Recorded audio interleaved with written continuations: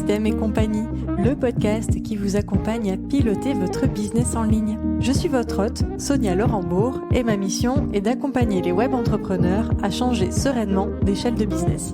Je vous invite à découvrir des concepts, astuces, conseils qui vous permettront de mettre en place les systèmes et les structures dont un business en ligne a besoin pour grandir. Let's go pour un nouvel épisode.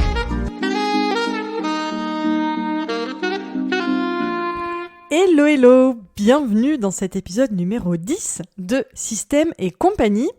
Épisode interview cette semaine et j'ai le plaisir et l'honneur de recevoir Cédric Watine. Cédric Watine, si vous ne le connaissez pas, c'est le fondateur de Outils du Manager, qui est finalement le podcast numéro 1 en France sur le sujet du management.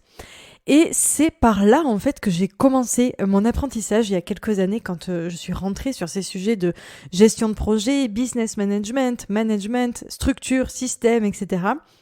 Ça a été un petit peu le premier podcast que j'ai écouté, que j'ai dévoré et à travers lequel j'ai vraiment commencé mon cheminement dans cette aventure. Du coup, c'est vraiment avec plaisir que j'ai interviewé Cédric aujourd'hui. On aurait pu parler de plein de sujets, c'est-à-dire on aurait pu aborder le management, le recrutement, la délégation, les systèmes divers et variés d'entreprises. Et d'ailleurs, je me dis qu'il va falloir absolument que je réinvite Cédric sur une prochaine interview pour aborder d'autres sujets. Aujourd'hui, j'ai choisi de l'interviewer sur un concept clé qui est celui qu'il a développé dernièrement, qui est le concept de business de poche. C'est un concept que je trouve très proche du concept de Company of One de Paul Jarvis. Peut-être que vous connaissez, j'en parle régulièrement sur ce podcast parce que c'est un concept que j'aime beaucoup. Et donc forcément, quand j'ai découvert le concept de business de poche de Cédric, je n'ai pas pu m'empêcher déjà de creuser la question et de l'inviter sur le podcast pour qu'il vienne nous en parler. Si aujourd'hui, vous êtes un entrepreneur un petit peu, comme on dit, dans la roue du hamster, c'est-à-dire qui éteint tout le temps des feux, qui est dans l'opérationnel constamment et qui a du mal à se sortir de cette situation-là, qui est tout le temps dans son entreprise et non pas en train de travailler sur le business et qui souffre un petit peu de cette situation, je pense que l'épisode du jour va vraiment vous plaire, c'est pépite. Prenez un cahier, un carnet, un stylo. Posez-vous tranquillement avec un thé, un café et vous allez passer un merveilleux moment où vous allez pouvoir repenser un petit peu la structure de votre business de manière à sortir en fait de cette situation souvent périlleuse pour l'entrepreneur. Je vous souhaite une excellente écoute. J'espère que vous passerez un aussi bon moment que moi j'ai passé à enregistrer et je vous dis à très bientôt. Hello Cédric, ravi de t'accueillir sur Système et compagnie. Bonjour Sonia, enchanté aussi d'être présent. Très content que tu aies pensé à moi. Alors, franchement, je vais du coup commencer par là. C'était dans mes petites notes, mais c'est évident en fait que d'avoir pensé à toi. Ah bon? Parce que quand j'ai commencé à apprendre, en tout cas à m'intéresser de très très près à toutes ces questions de gestion de projet et de management, j'ai dévoré l'intégralité de tous tes podcasts, je crois. Waouh!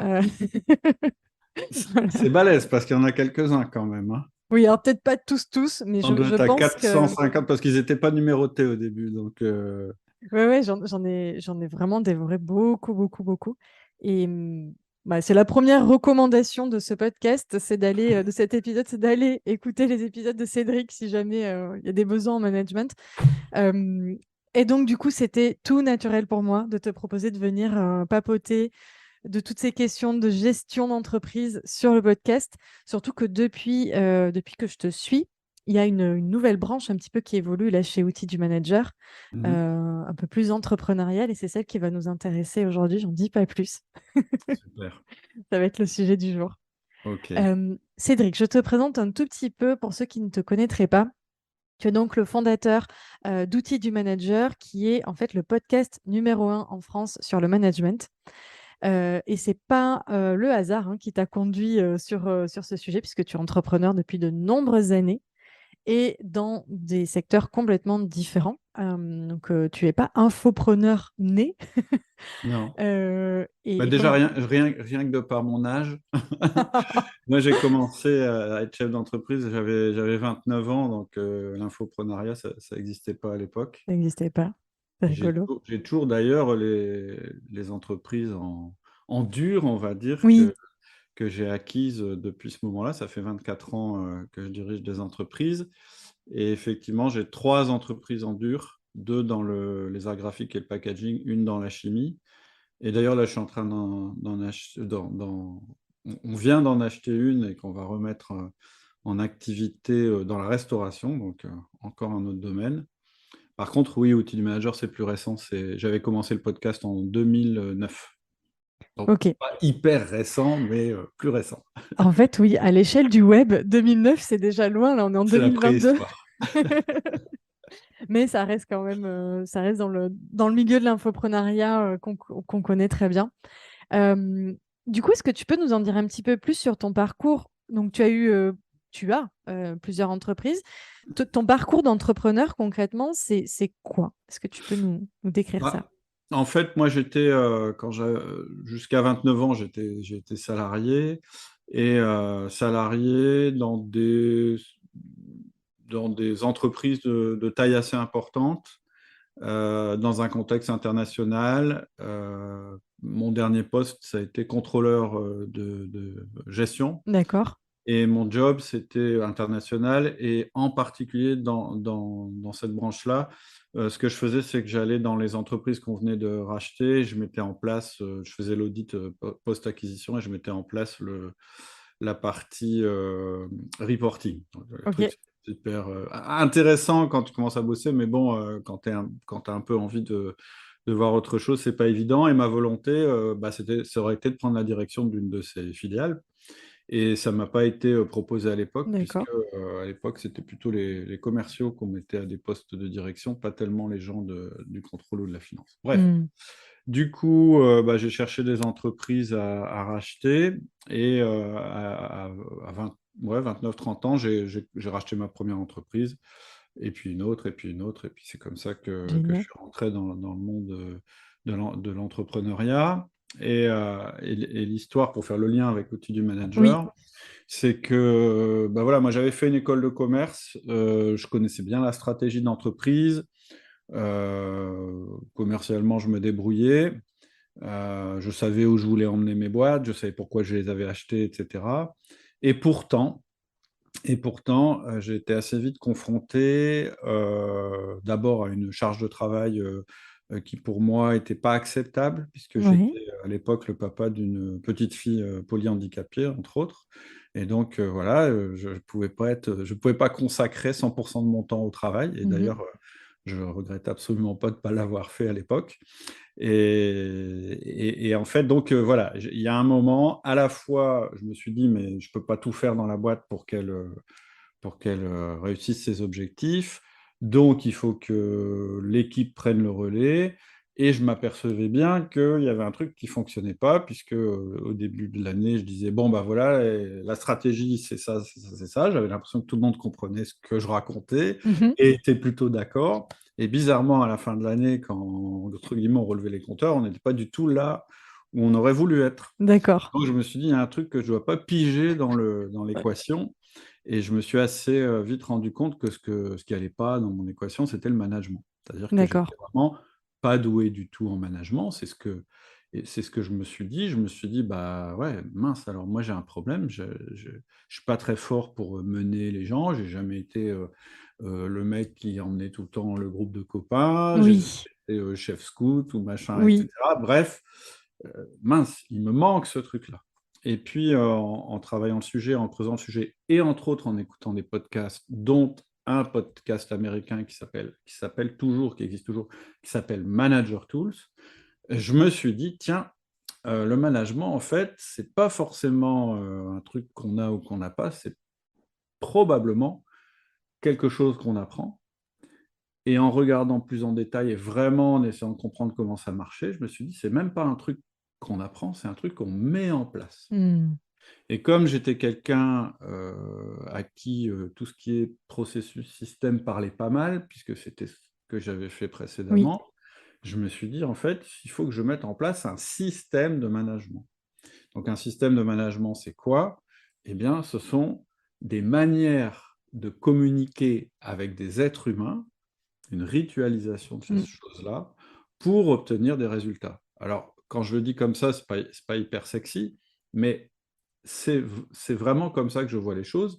Et 24 ans après, euh, je, je suis toujours convaincu de cette idée. C'est-à-dire que une entreprise, pour qu'elle fonctionne, et je pense que ça va être vrai de plus en plus dans les années à venir, on pourra en parler, Mhm. elle est obligée, elle doit, et il est impératif qu'elle s'appuie sur les humains. Parce que dans l'entreprise, l'humain, c'est l'élément le plus adaptable, le plus, on va dire, antifragile, puis on définira ce que ça Ouais. veut dire, l'antifragilité plus tard, et donc elle doit se fonder sur cet élément le plus important qui est l'être humain. Et bon, alors l'être humain, quand on y pense, on se dit oui, mais c'est complètement irrationnel, c'est le monde des émotions, etc. Oui, il y a ça, Mhm. mais justement parce que l'être humain est complexe, il faut mettre en place un système pour que les êtres humains, à l'intérieur de ce système, puissent tous contribuer à la réussite d'un projet global qui s'appelle une entreprise. Alors, quand je dis tout ça, j'enfonce des portes ouvertes, on en parle beaucoup, mais après, le mettre en place concrètement, Oui. moi, c'est ce qui m'intéressait. C'est-à-dire que une fois que j'ai un peu compris comment ça, que c'était logique, c'est-à-dire que ça faisait sens, que c'était appuyé sur des principes, je me suis dit, OK, mais je commence par quoi? Qu'est-ce que je fais en premier? C'est quoi la première marche pour mettre en place un système de management qui fonctionne? Et c'est comme ça que j'ai expérimenté ce qu'on appelle le 1 à 1, qui est connu maintenant aujourd'hui, Oui. hein, le one-on-one, le one-to-one, dont tout le monde parle et essaye de mettre en application, sans vraiment forcément savoir d'ailleurs ce qu'il faut faire. Mais au moins, il y avait un premier outil à mettre en place. Ok. Et puis, j'ai mis des outils en place dans mon entreprise, le 1 à 1, le feedback, la délégation, le coaching, etc., dont Mhm. je parle dans le podcast Tout d'ailleurs. à fait. Et puis, j'ai construit mon système de management que j'ai peaufiné. Et puis, et je me suis rendu compte, mais c'est un truc de fou, ça marche super bien. Je travaille, je passe beaucoup moins de temps qu'avant dans mon entreprise. Ma charge mentale est raisonnable. Je ne fais que les choses qui me passionnent dans ma boîte. Elle grossit, les gens sont épanouis. Bref, le nirvana de l'entrepreneur.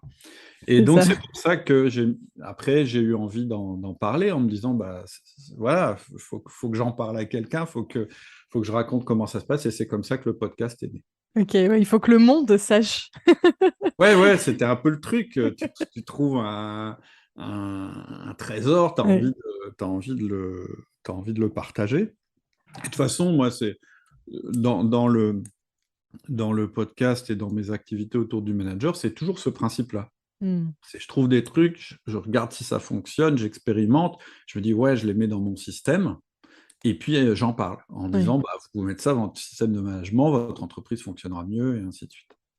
C'est super. Puis ce qui est génial, c'est que tu as plein de laboratoires d'essais, pour le Ouais, coup, en plus, avec tes diverses plein de entreprises. cobayes, je C'est sais pas. ça.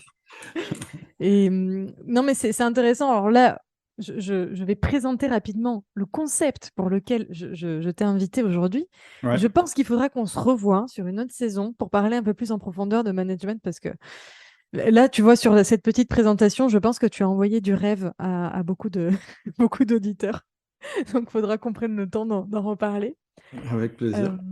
Aujourd'hui, du coup, je t'ai fait venir sur le podcast pour parler d'un concept que tu as défini il y a quelques temps, Mm, qui est le concept de business de poche. mm, Et en fait, j'avais envie de t'interviewer sur le sujet parce que c'est un concept qui me parle beaucoup. Moi, j'ai découvert un petit peu avant le concept de business de poche, celui de Company of One, mm. qui a été élaboré par Paul Jarvis. Donc, il a écrit un bouquin d'ailleurs sur le sujet. Et du coup, en lisant tes emails sur le sujet de business de poche, je me suis dit, mais waouh, c'est la même chose en quelque sorte. Enfin, ça se ressemble beaucoup.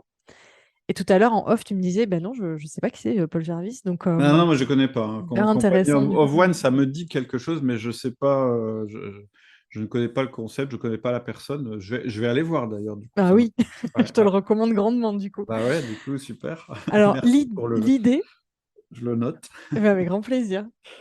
Euh, L'idée, si tu veux, c'est que moi, je suis consultante donc en gestion d'entreprise et j'accompagne des entrepreneurs qui sont dans la croissance, pardon, Mhm. euh, et qui sont systématiquement embarqués par leur croissance, par leur hyper croissance, et qui malheureusement, parfois, pense qu'il n'y a que cette voie-là, parce qu'on ne parle pas beaucoup de voies différentes, en fait. On parle de croissance, on parle de scalabilité. Dans le milieu de la startup, on parle de scale-up, etc. Et en fait, il y a une autre voie qui est C'est vrai. possible. Mhm. Et donc, notamment la voie de Company of One. Donc, pour t'en dire un petit peu plus, Paul Jarvis développe ce concept qu'on on peut être une grande entreprise. C'est pas le problème, en fait, de la taille ou de l'ambition de l'entreprise. C'est vraiment en fait une question de minimalisme. Qu'est-ce qu'on met en place en termes de structure et de système dans l'entreprise pour rester minimaliste et donc être comment dire le plus simple possible. Et je viens tout de suite sur le concept que tu adores, qui est du coup on devient finalement antifragile. Mhm. Donc, est-ce que d'ailleurs, tu veux bien nous dire quelques mots sur ce concept d'antifragilité? Alors, l'antifragilité, c'est un concept vraiment général qui a été inventé, parce que le mot, moi, je ne l'avais jamais entendu avant, par Nassim Taleb, qui a écrit Oui. un bouquin qui s'appelle Antifragile. C'est aussi la personne qui avait écrit un bouquin sur les signes noirs. Enfin, il est vraiment, vraiment, vraiment, vraiment intéressant comme auteur, mais lui, alors c'est un ancien statisticien, ou docteur en statistique. Ouais, Il a été trader et il est extrêmement cultivé. Il a de multiples. Enfin, il a voyagé beaucoup. Et c'est vraiment quelqu'un d'intéressant à lire. Par contre, c'est des pavés comme ça. Donc, d'accord. l'antifragilité, pour résumer, c'est. Alors, je vous pose une question. C'est quoi le contraire de fragile? Je pense que si vous vous posez la question, ce qui va vous venir avant qu'on vous ait parlé d'antifragilité, c'est le mot robuste ou Robuste, ouais. solide. Mm, Quelque chose qui est fragile, c'est quelque chose dont si je le lâche, il se brise. mm, mm. Quelque chose qui est solide, si je le lâche, il résiste. Donc, on se disait, bah, l'opposé de fragile, c'est robuste. Ouais. Sauf que si on va encore plus loin après la solidité, on trouve vraiment l'inverse de la fragilité. C'est-à-dire que quelque chose qui est antifragile, lorsqu'il tombe, il ne va ni se briser, ni rester identique. Il va se renforcer Mm, pour la prochaine fois être protégé par le stress qu'il vient de subir. tout à Donc, fait. fragile, pardon, c'est il y a une crise, j'explose. Ouais.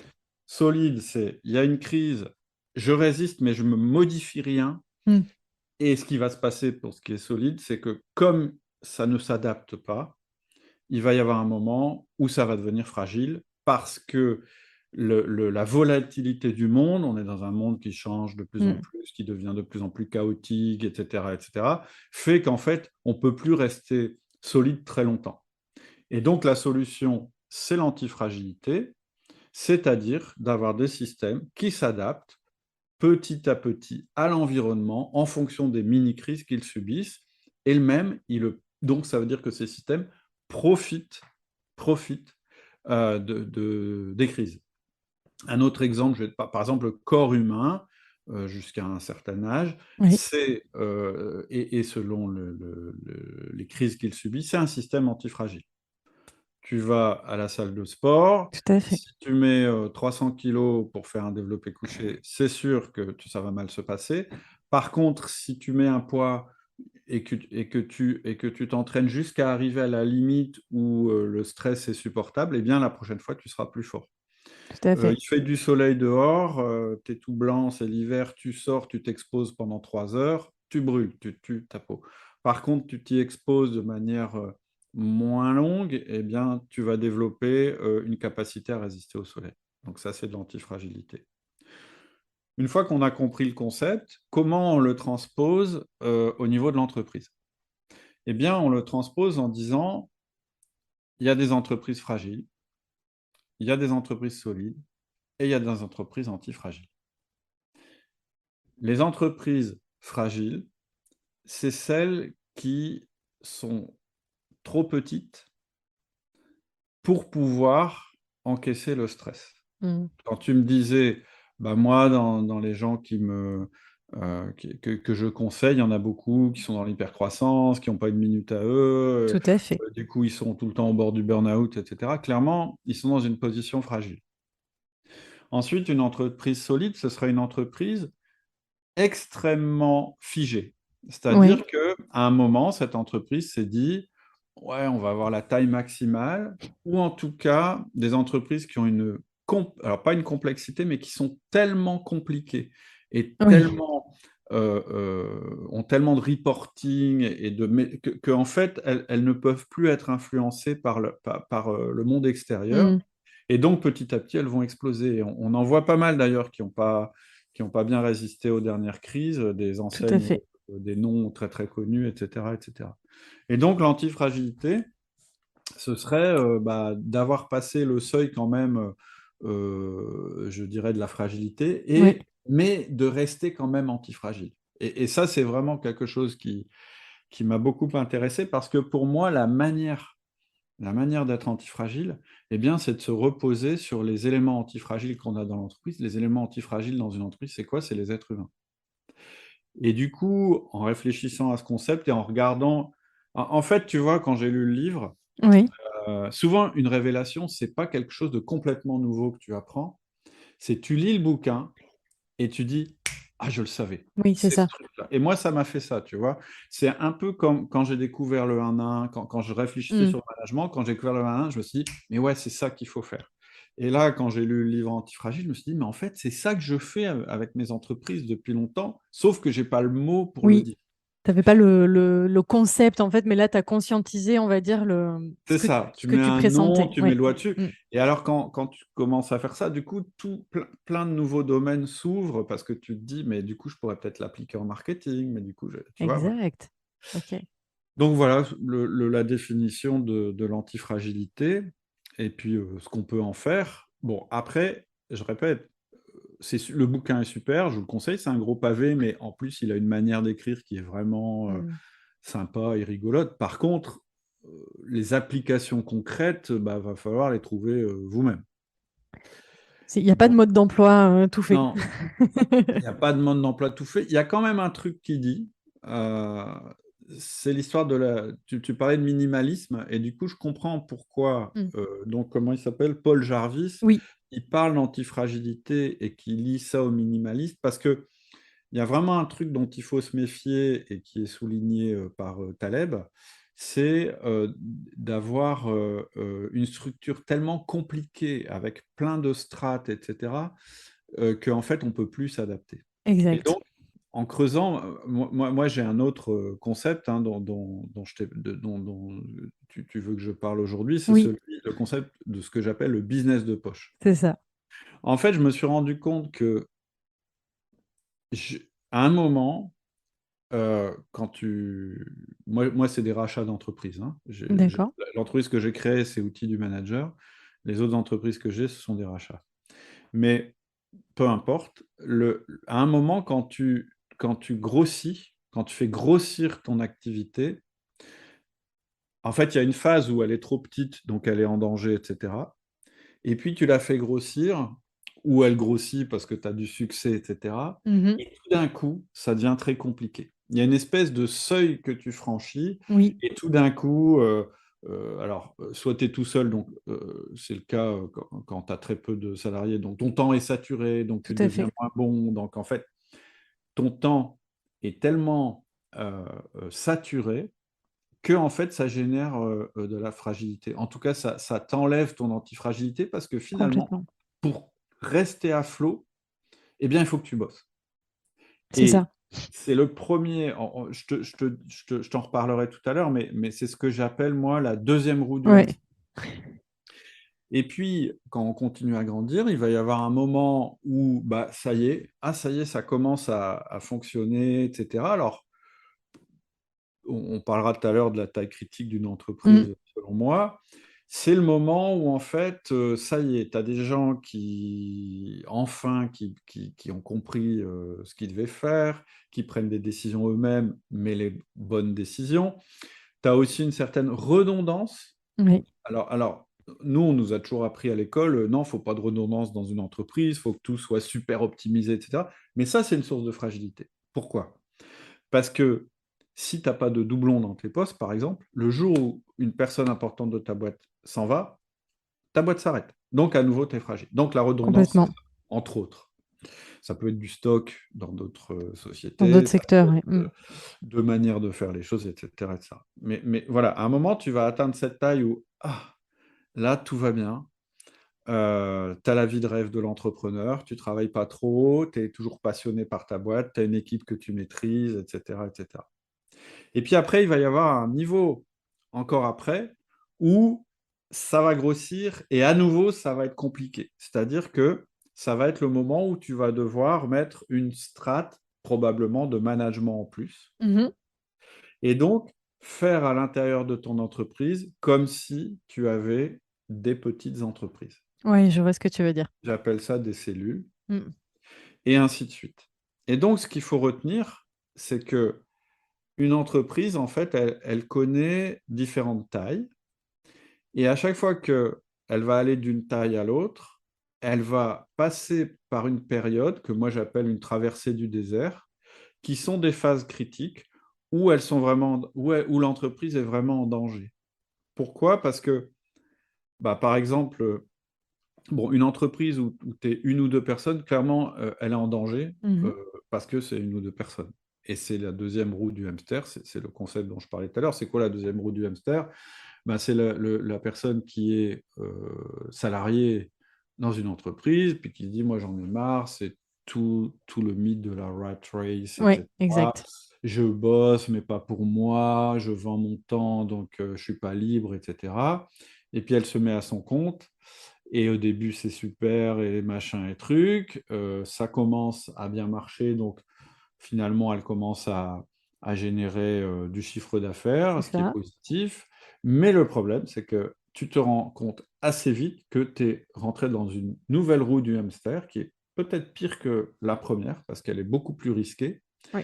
Parce que là, si tu arrêtes de courir, tu es directement sur la paille. C'est-à-dire, c'est tous ces infopreneurs, tous ces entrepreneurs individuels ou petites boîtes, hein, ça arrive aussi chez les artisans, qui se rendent compte que dès qu'ils sont malades, bah, leurs revenus sont absents. Dès qu'ils prennent des vacances, leurs clients râlent. Oui, Qui exact. ont plus un seul espace dans leur tête, qui ont plus du tout d'espace mental pour autre chose que le travail.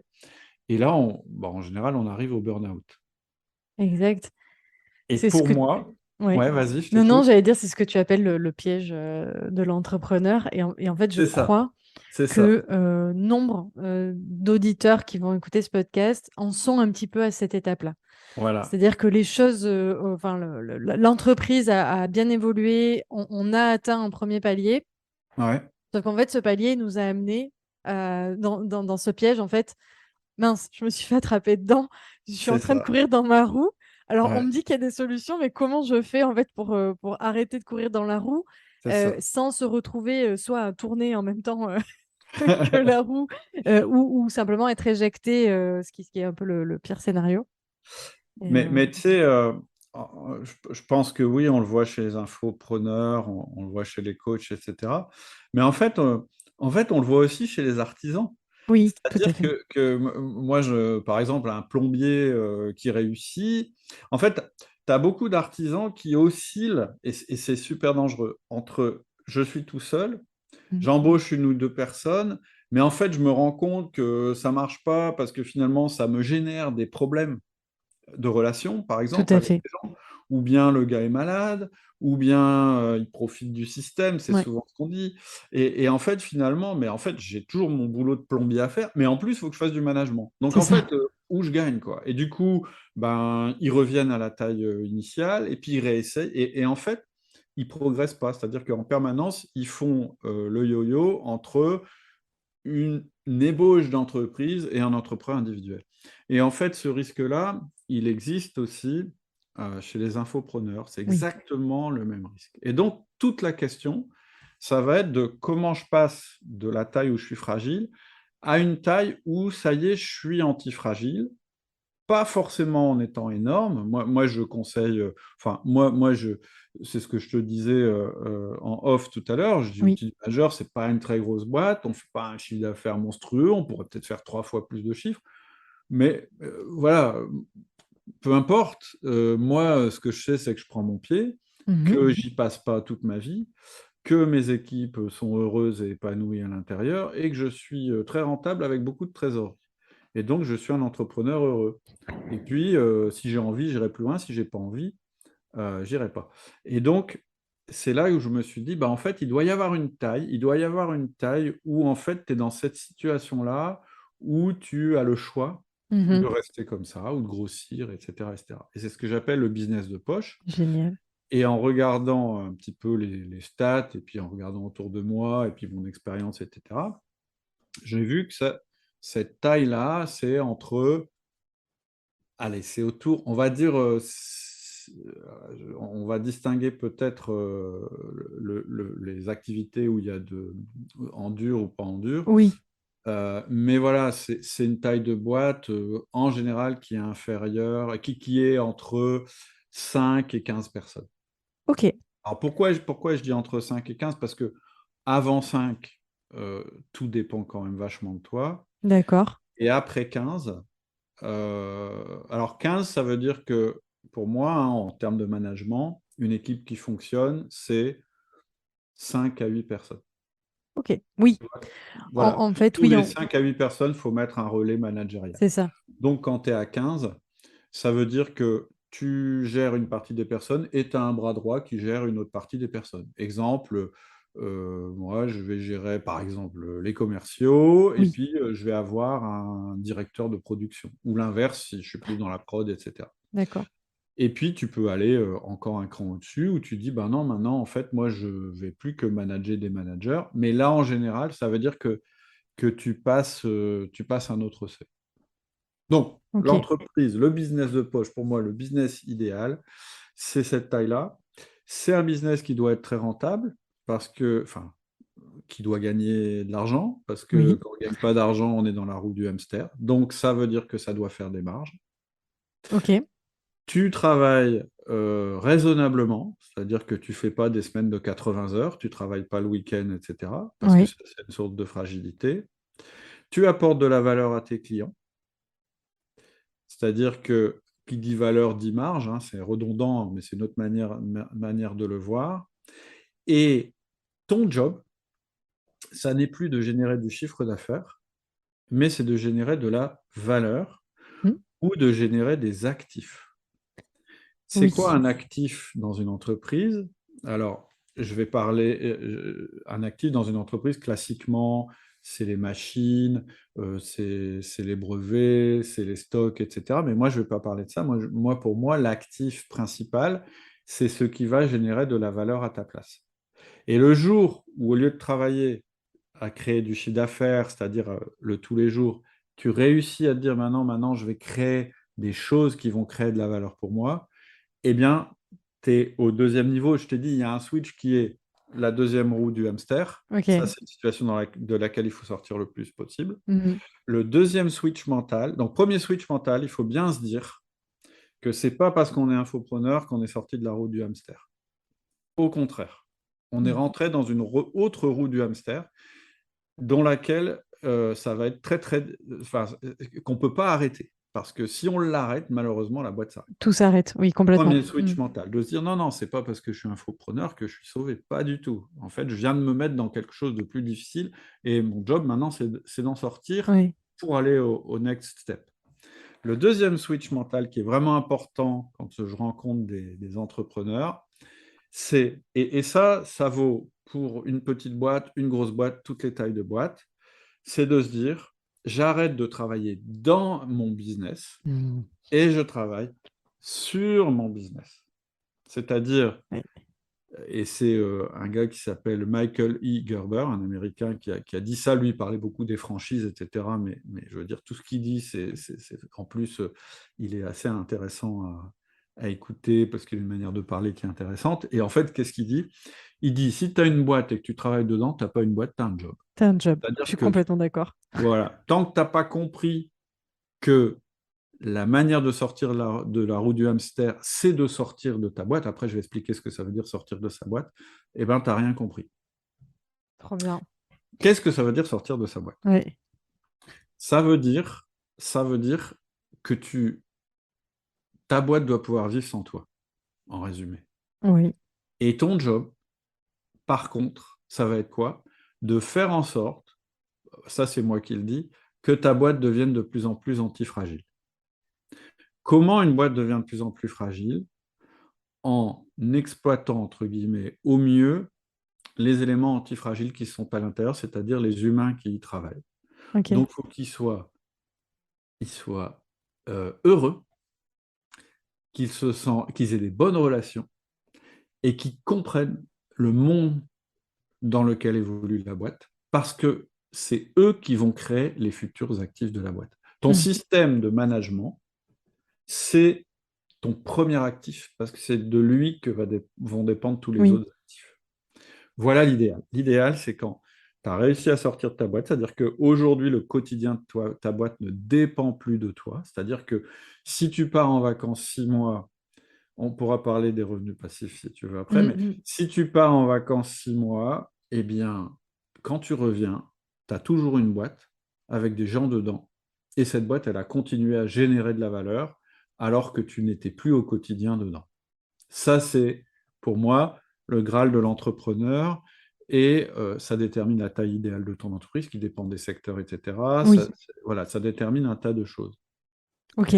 Et donc, il faut avoir vraiment cet état d'esprit de se dire, faut que ça tourne sans moi. Je vais prendre un exemple vachement simple. Par Oui. exemple, il n'y a pas longtemps, je discutais avec des coachs. Donc, le problème d'un coach, c'est que il échange son temps contre de l'argent.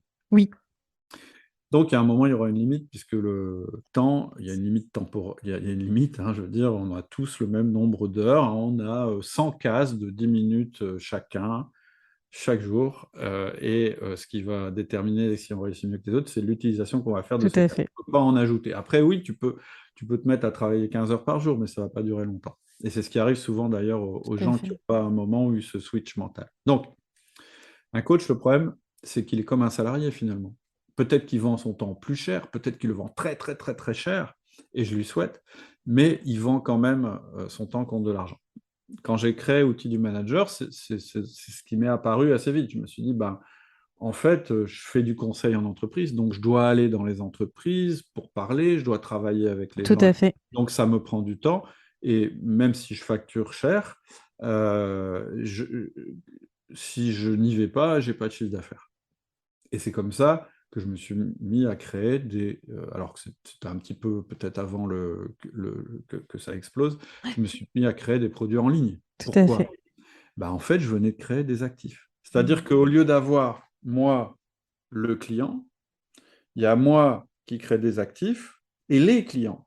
Et mes actifs fonctionnent en apportant de la valeur à mes clients et ça n'est pas dépendant de mon temps. C'est-à-dire que j'ai une mise initiale qui est la création de mon contenu et puis finalement, après, ce contenu va profiter à mes clients contre une rémunération et donc c'est ça le principe. Je suis sorti du quotidien de l'entreprise. Alors, on pourrait se dire, bah, c'est formidable, il n'y a pas besoin d'embaucher, il suffit que je crée plein de produits et puis je les mets sur le marché et puis voilà, j'ai plus rien à faire. C'est le mythe des revenus passifs. Oui. Et alors moi, je connais ce truc-là, je trouve que c'est super, ça fait rêver, etc. Mais j'y crois pas. J'y crois pas parce que d'abord, j'ai jamais rencontré déjà quelqu'un qui ait des vrais revenus passifs. Des revenus différés, oui. C'est-à-dire que oui, il y a des gens qui produisent beaucoup de travail et ça leur fournit une valeur pendant un moment, sauf qu'à un Mhm. moment, ça fait comme ça. Donc pour Mhm. moi, la première raison, c'est que j'ai rencontré personne qui l'ait fait. Même le créateur du concept, enfin celui qui en parle beaucoup, qui est, comment il s'appelle, le gars qui a Tim, écrit la Tim semaine, Ferriss? Tim Ferriss, bon, il reconnaît Oui. lui-même et il le dit partout aujourd'hui qu'il travaille, enfin il travaillait, déjà l'écriture de son bouquin a failli le tuer, tellement ça a été dur à écrire. Et c'est un mec qui bosse comme un dingue, etc. Alors j'adore le bouquin, je l'ai trouvé super. Le concept est intéressant, en fait. L'idée, bon voilà, Voilà. voilà, l'idée est intéressante, mais ça, pour moi, voilà, ça marche pas. Je veux dire, Mm. d'autant plus que notre monde change beaucoup. J'en ai parlé tout à l'heure. On est dans un monde chaotique qui change, etc. Mm. Donc, ce qui est vrai aujourd'hui, ça sera faux demain. Et si tu n'adaptes pas ton système en permanence, ou si quelqu'un ne l'adapte pas en permanence, Tout à fait. par exemple tes collaborateurs, collaboratrices, eh bien, à un moment, ça va plus marcher. Première chose qui me dérange, c'est que j'ai jamais rencontré personne qui avait réussi un tel système. La deuxième idée qui me dérange aussi, c'est que Tim Ferriss, il parle du concept de muse. Hein. Ces business qui rapportent sans qu'on Oui, s'en occupe, il appelle ça des muses. Mais la caractéristique d'une muse, c'est justement qu'on est passionné par une muse. En général, un artiste qui a une muse, en fait, c'est sa passion. Et je pense que il y a quelque chose d'un petit peu paradoxal de dire, bah, moi, je veux être entrepreneur, mais je vais tellement détester mon entreprise que je ne veux pas m'en occuper. Et c'est la clé. Je veux dire, en général, on devient entrepreneur parce qu'en tout cas, c'est mieux quand c'est comme ça, parce qu'on a une passion, parce qu'on a quelque chose à apporter, etc., etc. Et notre but, c'est pas de plus avoir d'entreprise. Notre but, c'est, oui, avoir cette passion, avoir cet apport qu'on amène au monde ou ces nouvelles choses qu'on amène au monde, changer le monde, etc., sans que ça nous bouffe. En fait, je pense que c'est ça ce que veut un entrepreneur en général. Il veut pas être dévoré par sa passion, mais de en la gros, passion c'est ça. qu'on veut, quoi. Voilà. Oui, je crois que c'est le cœur, tu as mis le mot dessus, c'est en fait, c'est sans que ça nous bouffe. Parce C'est que ça. travailler travailler dans l'entreprise, c'est OK, on peut encore faire des choses dans son entreprise et c'est pas mal, c'est pas Pas interdit. du tout. Alors, je peux, tu vois, mes entreprises en dur où je délègue beaucoup, Ouais, donc j'en ai une avec un directeur, une autre qui a actuellement plus de directeur, donc quand je repris OK. en direct, ça me prend une journée par semaine. Voilà. Mais Voilà, c'est le pied, quoi. C'est le c'est pied. ça. En fait, Et comme, c'est ça. comme je suis là qu'une journée par semaine, ben, les employés à l'intérieur de ces boîtes-là, ils doivent prendre plein d'initiatives. Ils doivent être des mini-chefs d'entreprise et ça marche Hmm. très, très bien. Et ça marche Parce super qu'il bien. y a un système de management. Oui, on en revient, et c'est un peu le concept de ce podcast qui s'appelle Système et compagnie, Mhm. sur Pas l'idée mal de, comme nom. pas mal comme non, je suis quand Ah, même contente que tu valides, ah, qui est que, bah, en fait, oui, le système, il est là pour t'aider, en fait, et te soutenir. Et tu vas confier en fait une partie de la responsabilité, une partie de la charge mentale, etc. au système. Et on a plusieurs types de systèmes qui viennent structurer du coup notre tout à business. fait. Donc, on peut parler de système de management, on peut parler de système finance, etc., etc., qui vont en fait, comment dire, libérer finalement un petit peu l'entrepreneur qui sortent un petit peu de cette roue du hamster, quoi. Bien sûr. Ce que je voudrais souligner, tu vois, quand tu parles des différents systèmes, c'est que moi, ma conviction vraiment profonde, Mhm. c'est que le système master, c'est le système de management. Pourquoi je dis ça? Parce Mhm. que tous les autres systèmes sont générés par des êtres humains. Ton Oui, système de finance, ton système tout à fait. logistique. En fait, c'est assez bizarre. Quand on regarde des entreprises existantes, pas forcément dans l'infoprenariat, mais tu visites une entreprise, ils ont des super processus logistiques, etc. Ils ont une méthode commerciale, ils ont du Oui. marketing, ils ont de la compta, tout est tout mis en système. Puis après, tu dis, ouais, ok, et le management? Bah quoi le Mm. management? Bah oui, comment vous gérez les hommes? Bah quoi, comment on gère les hommes? Bah par les autres systèmes. Ah, je dis non, non. Comment Oui. chaque personne dans votre entreprise, on s'assure qu'elle est performante, qu'on peut lui faire confiance, qu'elle n'a pas envie de quitter l'entreprise. Mm. Comment vous gérez les hommes? Ah, il n'y a pas de système pour ça. Alors que pour moi, c'est l'inverse qu'il faut faire. Il faut avoir Mm. un système pour ça. Et en fait, les gens, en leur donnant du pouvoir, tu vas les autoriser à créer des systèmes qui vont structurer ton entreprise, etc. Pour moi, c'est le management qui crée la structure, pas l'inverse. Je... Amen. Bon, en même temps, c'est pas étonnant, hein. J'ai été éduquée à l'école outil du manager, donc ça m'étonne pas que je sois d'accord complètement avec cette affirmation. C'est vachement important parce que voilà, une entreprise, c'est un système humain. Au début, tu es tout seul dedans, puis tu sens bien que pour sortir de la roue du hamster, tu vas pas pouvoir continuer tout seul. C'est ça. Et là, et c'est ce que je disais tout à l'heure avec l'exemple des artisans, en fait. Le problème, c'est qu'ils n'ont pas mis en place de système de management. Déjà, ils n'ont pas forcément bien recruté, c'est Oui. une chose. Mais ils n'ont pas forcément. Alors, pour comment on recrute bien? Bah, avant tout, on recrute bien en réfléchissant bien à son recrutement et en recrutant quelqu'un qui nous complète plutôt que quelqu'un qui nous ressemble. Enfin voilà, il y a une Mm. démarche à faire avant. Mais une fois que la personne est rentrée, oui, il va falloir passer du temps à la manager. Oui, bien sûr. Exact. C'est primordial, c'est le plus important. Et donc, oui, moi, ce que je dis en général, le management, ça prend, s'il faut donner un chiffre, ça prend 10% du temps. Mhm. Mais que 10% du temps. Et donc, si on ne fait pas la place à ces 10%, on aura toujours des problèmes dans nos entreprises. Je vois. Et en fait, ces 10%, bah, c'est 10% pour le boss qui a des managers, mais chaque manager passe 10% et ainsi de suite. Etc. Ouais. Je vois très bien. En fait, il y a trois niveaux pour un chef d'entreprise. Ouais. Tu connais hein, les trois casquettes. Hein. Oui. Il y a le niveau, je dirais, contributeur, c'est-à-dire tout ce que je fais quand je suis dans mon Dans business. l'entreprise, oui. Donc, c'est quoi contributeur? C'est, je sais pas, pour un infopreneur, c'est créer des formations ou aider des clients ou Oui, ou faire du commercial, du marketing, voilà, trouver des clients. C'est ça, ouais, tout ce qui est communication sur les réseaux, etc., qui est très, très chronophage. Voilà. Ouais. Oui, il y a les réseaux aussi, Mm. voilà. Donc ça, je dirais que c'est le niveau qu'on va mettre ici. C'est la base du Oui, la business. base. C'est l'activité. Tout C'est-à-dire, à si fait. si tu ne fais pas ça, il n'y a pas de business. Il se passe rien. En haut, tout en haut, il y a le stratège. Ouais, C'est-à-dire où je vais, quelle est ma vision, pourquoi je fais ça, qu'est-ce que j'apporte sur le marché, toute cette réflexion de dire c'est par là qu'on doit aller, tout ce qui, je dirais, donne un sens au business. Et l'erreur qu'on fait souvent, c'est qu'on se situe trop ici en bas, sur le et côté. ici. Ouais. Ouais. Et quand on se dit non, non, il ne faut Mm. pas que je sois trop, il faut que je réfléchisse, on monte directement là-haut. Mm. Et en fait, il y a une troisième casquette qui est ultra importante et qui est au milieu, c'est celle du manager. Mm.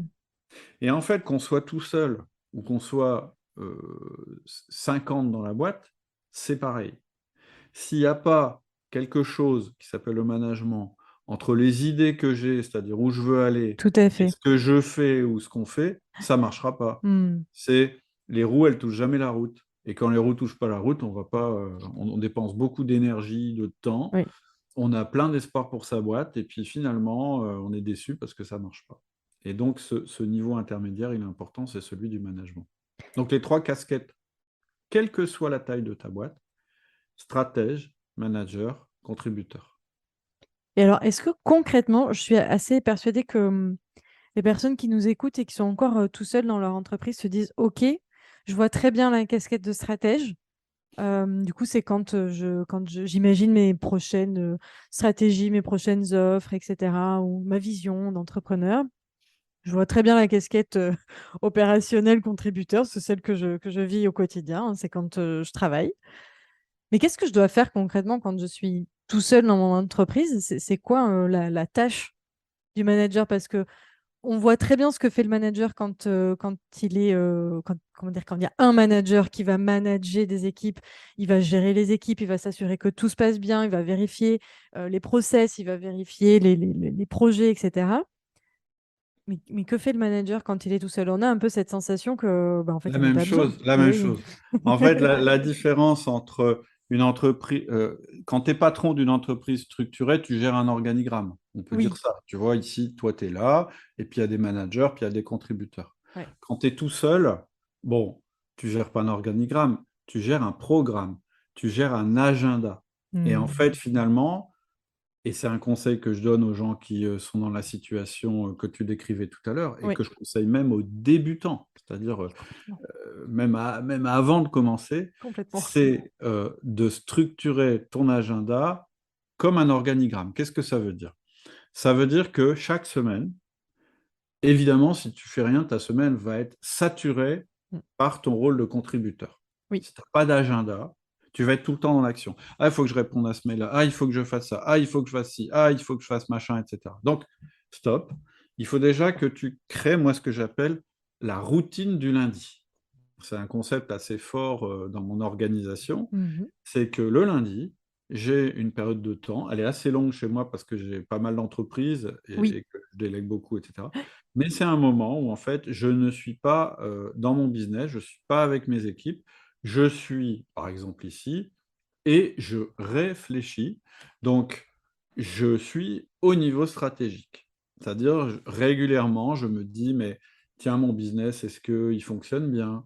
Tiens, qu'est-ce qu'on pourrait faire de plus, faire de moins, le marché, ce qui va bien, etc. Tu vois, ça, je suis encore dans Mhm. la stratégie. Mais je vais aussi faire du management. Alors, c'est quoi le management quand tu es tout seul? Ouais. C'est le management de ton temps, finalement. C'est-à-dire que tu vas, à ce moment-là, programmer ta semaine et dire, ben, j'ai une routine qui consiste à répondre aux réseaux sociaux, mais c'est 1 heure par jour, et donc c'est 1 heure, j'en fais pas plus, j'en fais pas moins, etc. Mhm. J'ai une routine pour, j'en sais rien moi, créer un podcast, donc c'est quoi ma routine? Et je vais la décrire. Donc d'abord, je cherche un thème. Ensuite, je fais ça. Ensuite, et je vais l'écrire. Je vais l'écrire. Et donc, en fait, finalement, ma semaine, elle va être composée de routines, de choses que je dois faire régulièrement pour tenir mon business à flot. Et en fait, ça, c'est la contribution que je fais à mon business. D'accord? C'est mon rôle de contributeur. Donc, je vais créer des espèces de petits créneaux de temps où je vais rentrer dans la peau de la personne qui s'occupe des réseaux sociaux. Je vois Et très c'est bien. très, très, très important de faire ça. Pourquoi? Parce que ça te prépare pour la suite. Parce qu'à un moment, quand ton business va fonctionner bien, qui va générer du chiffre d'affaires, tu vas te dire, bon, mes routines maintenant, elles saturent tout mon temps. Je ne peux pas en faire plus. Je peux augmenter mes prix, voilà. Mais je sens que, et puis Mhm. je suis en surchauffe, je vois bien, ça me prend la tête, mon agenda est saturé, donc je Mhm. suis fragile, hein, c'est ce que je disais tout à l'heure. Un agenda antifragile, c'est un agenda où il y a des trous. C'est Oui, comme en architecture, hein, un bâtiment qui supporte, les bâtiments qui résistent le mieux au tremblement de terre, c'est ceux qui sont souples. oui, c'est vrai. S'ils sont durs, compacts, etc., ils ne sont pas antifragiles, donc ils pètent. L'agenda, c'est pareil. Quand tu as un Mhm. agenda blindé, à un moment, t'exploses parce que c'est la roue du hamster. Donc, Oui. il y a un moment, tu vas dire, bon, je m'en sors plus tout seul. Et ce qui est formidable, c'est que déjà, tu auras créé cette habitude. Première chose qui va être formidable, c'est que tu as créé cette habitude d'avoir du temps pour toi et du temps pour le management. Ah, bah ce temps-là que tu prenais pour manager ta semaine, tu vas pouvoir le prendre pour manager la personne que tu vas recruter. Tu as déjà cette habitude qui est en C'est place, ça, qui est c'est énorme, génial. Mm. qui te donne de l'avance sur n'importe quel Mm. entrepreneur individuel. La deuxième chose, c'est que comme tu as créé tous tes petits créneaux et que tu as décrit ce que tu faisais dedans, bah, tu as tes fiches de poste. Et donc, tu vas pouvoir te dire, qu'est-ce que je délègue là-dedans? Mon organigramme, il est déjà fait. Je suis dans toutes les cases de l'organigramme. Dans quelle case je ne veux plus être? Oui. C'est-à-dire les réseaux sociaux, moi, en fait, je le fais parce que je suis obligé, mais ça me gave. Donc, je vais prendre quelqu'un pour les réseaux sociaux. D'ailleurs, ça peut être un sous-traitant, hein, ce n'est pas forcément un salarié, hein, ça peut être ce que tu veux. Oui. Ou bien, bon, bah, moi, le marketing, en fait, ça me gave. Ou bien, et voilà. Alors, c'est une réflexion. Quand je dis ça me gave, c'est pas forcément ça. En fait, ce que tu vas essayer de sous-traiter le plus, ou les gens que tu vas vouloir recruter, c'est ceux qui sont meilleurs que toi. Et donc, pour savoir euh, où tu dois recruter, tu dois trouver là où tu es le meilleur. Mm. En général, notre zone de génie, on appelle ça la zone de génie qu'on veut Exact. garder, c'est la partie contribution de notre business qu'on veut garder, Mm. eh bien, c'est celle qui nous éclate le plus et où on a des résultats hors du commun. C'est ça. Et donc, en général, alors des fois, j'ai des entrepreneurs, ils me disent, ouais, mais non, mais moi, j'aime tout, j'aime tout, j'aime tout. Bah, je dis, c'est super, mais qu'est-ce que... Du coup, Mm. je leur dis, mais qu'est-ce qu'il faudrait que tu puisses faire plus pour que ton business passe au stade supérieur? Tu vois, c'est l'autre question. Mais en général, on sait à peu près ce qu'on aime faire, ce qu'on n'aime pas faire, etc. Et donc, tu vas pouvoir rentrer dans le recrutement. Alors, comment on recrute? Bah, comme je te l'ai dit, en trouvant des personnes qui Mm. vont pouvoir occuper les postes qu'on a décrits, etc., etc. Et donc, mon idée du business de poche, c'était de dire, donc, en fait, il y a une taille où je serai tranquille. Donc, l'idée du business de poche, c'est de déjà savoir la taille quand tu commences et de déjà créer ton entreprise idéale dans ta tête. Hmm. Ça, c'est le troisième switch. Donc, premier switch, il faut sortir de la route du hamster. Oui, Le deuxième switch, c'est attention, ceux qui réussissent, c'est ceux qui travaillent sur leur business, pas dans leur business. Donc, le troisième switch mental, il est évident. Il est qu'en fait, tu vas déjà créer ton business avant qu'il existe. oui, je vois C'est-à-dire, très bien. c'est-à-dire que tu vas créer une image mentale de ton futur business. Et moi, je le fais sous la forme d'un fichier Excel que tu connais, hein, je crois. Oui, oui, oui, j'ai Et donc, suivi le. il a 6 onglets, je crois. Et en fait, c'est, c'est parce que moi, je suis assez structuré. Et je pense qu'il faut être assez structuré quand on réfléchit à ça. Ouais. Et en fait, chaque onglet correspond à un domaine d'entreprise qu'il faut maîtriser. Donc, les objectifs, c'est le premier onglet. Les projets, c'est le deuxième. Ensuite, il y a le couple marché-client. Ensuite, il y a la culture d'entreprise. On pourra rentrer dans le détail si on veut. Ensuite, il y a l'organigramme qui, au début, donc, est notre agenda.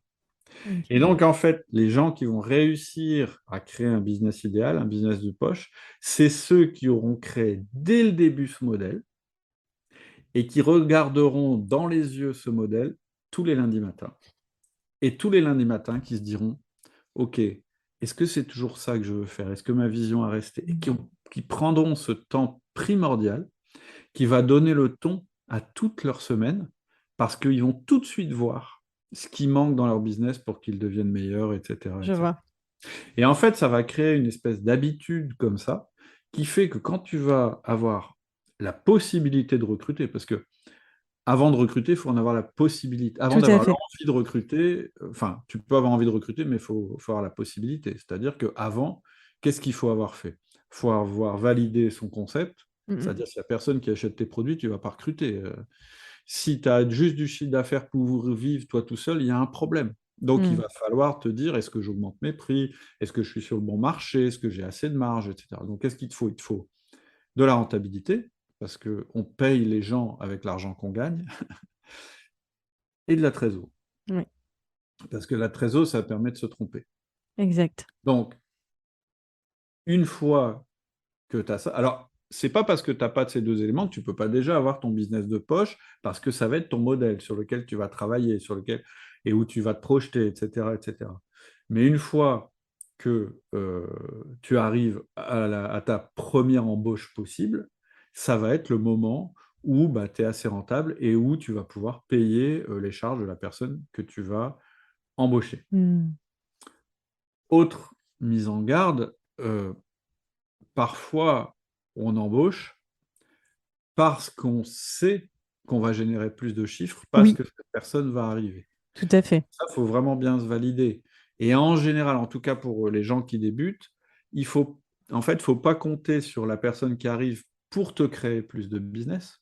Il faut compter sur la personne qui arrive pour te libérer du temps pour que tu puisses créer plus de business. Tout à fait. Donc voilà en résumé, je dirais le premier passage de la taille individuelle jusqu'à business de poche. Et la traversée du désert, c'est ça. Et pour franchir la Mm. traversée du désert le plus vite possible, eh ben, c'est de bien déjà avoir l'image de business de poche, ce que tu vises en fait au final. Je vois très bien. En gros, c'est un peu comme le vision board, vision board, mais au lieu qu'il y ait des petites images, des photos, des couleurs, à la Exactement. place, c'est un Excel avec un peu plus structuré. Ouais. Euh, Mais on peut avoir les deux. Je veux dire, moi, ça ne me Oui, dérange pas on le peut avoir vision les deux. board. Mais bon, le vision board, je crois que ça vient de la théorie de l'attraction, en disant si tu regardes Oui, tous les jours, exactement. bon, Oui. on prend ce qu'on veut de ça, mais ce Mm. qui est sûr, c'est que c'est une projection mentale. Yes. Et quand on a la bonne projection mentale, on prend les bonnes décisions, tu vois. Quand on a une idée très claire, très simple aussi. Bah, pourquoi j'ai pris un fichier Excel et que j'ai mis des cases pour le faire? C'est parce que tu peux pas trop délirer avec ça. Du coup, tu peux délirer à côté sur un cahier, dire ouais, moi je veux être le maître du monde, machin bidule. Tout Ok, à ça fait. c'est bien et ça a son rôle. Mais là, c'est le moment où les roues touchent le goudron, c'est-à-dire le moment où tu dis, non, Exact. très clairement, moi, mon image, en fait, la représentation de mon entreprise, présente et future, elle est dans ce fichier, elle est très simple. Mmh.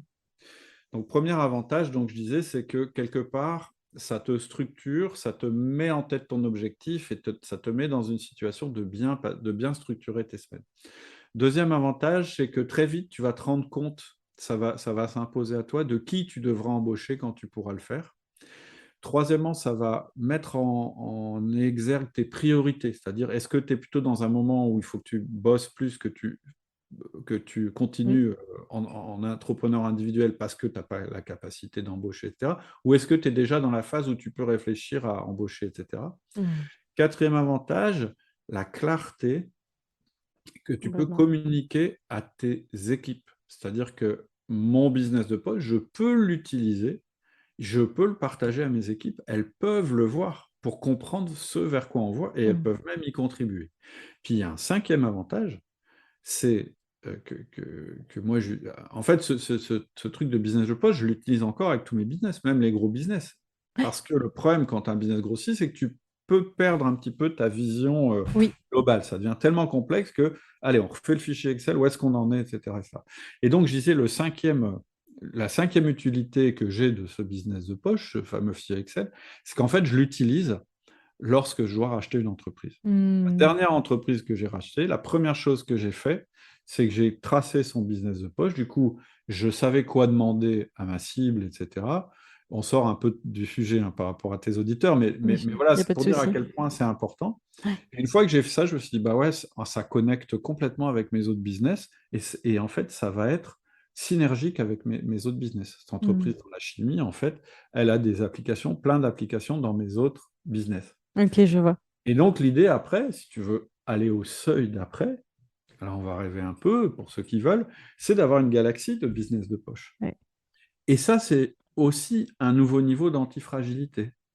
Ton premier niveau d'antifragilité, c'est d'avoir de la redondance dans tes salariés, c'est-à-dire que tu as une taille qui fait que s'il y en a un qui s'en va ou qui est malade, etc., le business ne s'arrête pas. Le niveau suivant d'antifragilité, c'est d'avoir différents business. Et quand il y en a un qui va un peu moins bien ou qui est sur un secteur qui est moins porteur, heureusement, il y a les autres. T'as Et les autres donc, qui prennent le à relais. nouveau, tu es dans quelque chose d'antifragile. Puis après, il y a encore un autre niveau supérieur encore, c'est que ces business entre eux, ils sont à la fois indépendants et interreliés. C'est-à-dire que ça peut se situer au niveau de la trésorerie. Par exemple, on doit faire de la croissance sur telle boîte, bah, heureusement de la trésorerie sur celle-là.